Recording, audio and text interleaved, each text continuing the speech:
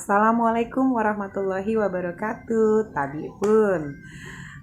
Api kabang nih sana-sana Hani Sinji Ina Harapkot Ham seunyi ini dalam keadaan sehat semuanya nih semua seunyi ini nih yo. Oh ya sana-sana maka saya kita hadu masuk minggu ketelu yuk. Ketelu apa kepak di dalam semester genap Sinji. Sana-sana materi saya di semester genap hadu banyak muni yo saya kita pelajari. Salah satu nih yula tentang pertama kali materi kita di apa nama di semester genap Sinji tentang api. Masih ada yang ingat tidak? Ada bisa kasih tahu ke Ina apa? Yuk, materi saya nama yula tentang api pepung, benar. Saya yula tentang penglaku. Lebih tepatnya yaitu penglaku pematu adat. Kemudian tentang pengetahuan kebahasaan, selanjutnya ialah tentang pengalaman pribadi. Kalau kemarin Ina hadu ngejuko materi pengalaman pribadi tentang materi ini, tapi Ina belum buat video nih. Nah sekarang Ina buat video nih, tian pelajari yuk. Ina hanya akan menjelaskan sedikit atau Hina hanya akan menjelaskan cuti gawo tentang pengalaman pribadi. Mak naya supaya tian juga mak pusing mempelajari ini yuk. Pengalaman pribadi saya akan kita pelajari Hani Sinji ialah tentang perjalanan atau jalan-jalan ke Museum Lampung. Di sini kalian lihat Museum Lampung memiliki beberapa cerita nih yuk, yaitu tentang sejarah Museum Lampung itu sendiri. Koleksi Museum Lampung saya ngedok di Provinsi Lampung. Sahaduni api lagi. Yuk, tentang klasifikasi jenis-jenis koleksi saya ngedok di Museum Lampung. Ini tidak perlu Ina jelasko ya, kalian bisa pelajari pais sayan. Naan tian pelajari, tian analisis dan tian bisa menyimpulkan apa saja yang bisa kalian pelajari dari Museum Lampung tersebut. Kegiatannya juga sudah Ina juko, yaitu tentang mengisi latihan sebanyak 15 soal. Ina akan lanjut ke tentang menulis pengalaman pribadi. Apa sih yang bisa kita lakukan atau syarat-syarat dalam melakukan cerita tentang pengalaman pribadi? Menurut kalian apa saja unsur-unsur yang diperlukan dalam menuliskan tentang pengalaman pribadi? Di Bahsinji ada tentang perjalanan seorang siswa atau seseorang melakukan perjalanan ke Museum Lampung. Apa yang dia pelajari nanti kalian bisa baca di sini yuk. Contoh ini Ina baca kopayu. Dalam bahasa Indonesia kalian nanti membacanya dalam bahasa Lampung atau Ina baca dalam bahasa Lampung juga boleh lah ya. Hani Jumat saya likut, intinya judulnya tentang Museum Lampung ya nak, atau lebih tepatnya Lapah Mit Museum Lampung. Hani Jumat saya likut, Irsan, Tony, Rahman, Lapah Mit Museum Lampung. Di Jalan Pagar Alam. Sebentar ya nak. Akmal, matiin TV-nya. Hani Jumat saya ikut, Irsan, Tony, Raymond, Lapah Mit Museum Lampung di Jalan Pagar Alam, Bandar Lampung.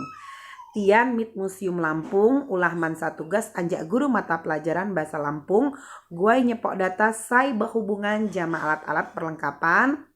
Oke, saya digunakan masyarakat asli Lampung di zaman Tumbai, tian gahing jama tugasina. Bangunan Museum Lampung berbentuk lamban tradisional. Masyarakat Lampung saya lau temon. Pok sekeliling ni kecahi pelayanan ni beti-beti. Ampai sinjitian kuhuk museum. Nah, di sini ada tentang menceritakan bagaimana Irsan melakukan perjalanannya. Mulai dari perjalanan dia memakai transportasi dari rumah ke museum. Terus kemudian harga tiket yang dia dapatkan harganya berapa pada saat masuk ke dalam museum. Hari kerjanya, jam kerjanya Museum Lampung tersebut. Terus harga tiket untuk anak-anak, untuk ibu-ibu atau untuk mahasiswa atau siswa ya seperti itu. Dan apa kendaraan apa yang bisa dipakai pada saat dia mau jalan-jalan ke Museum Lampung. Nah, di sini juga nanti dia melihat banyak koleksi-koleksi yang ada di Museum Lampung, apa saja yang dia dapatkan. Nanti materinya Ina foto, Ina upload di GC. Tian bisa baca pelan-pelan. Yo, Ina hanya bacakan sebagian kecil saja supaya tidak menyita waktu ya nak ya. Di situ juga ada daftar kosakata banyak yang bisa kalian pelajari. Apa-apa bahasa Lampung yang mungkin dari kata benda, kata sifat ya seperti itu. Terus kata kerja yang memang kalian nggak paham dalam bahasa Lampung bisa dilihat di kosakata atau di daftar kosakatanya ya.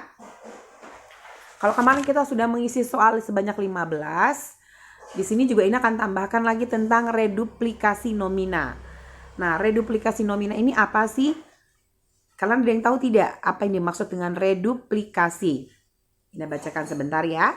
Reduplikasi itu merupakan proses pengulangan kata. Jadi intinya reduplikasi adalah proses pengulangan kata, baik secara utuh atau sebagian.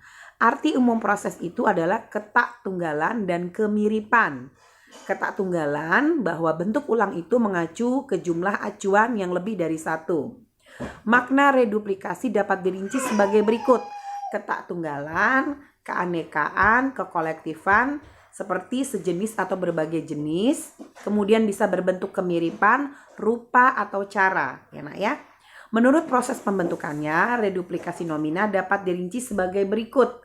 Pengulangan utuh, pengulangan salin suara, pengulangan sebagian, pengulangan disertai afik. Nah, berikut ini akan disajikan contoh reduplikasi nomina menurut makna dan bentuknya.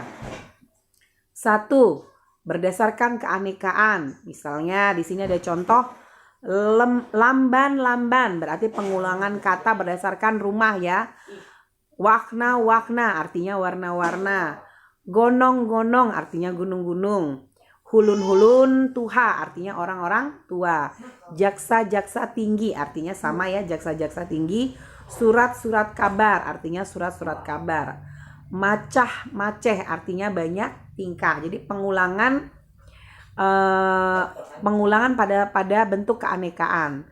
Di sini juga ada nih bertalian dengan pengulangan bentuk di atas.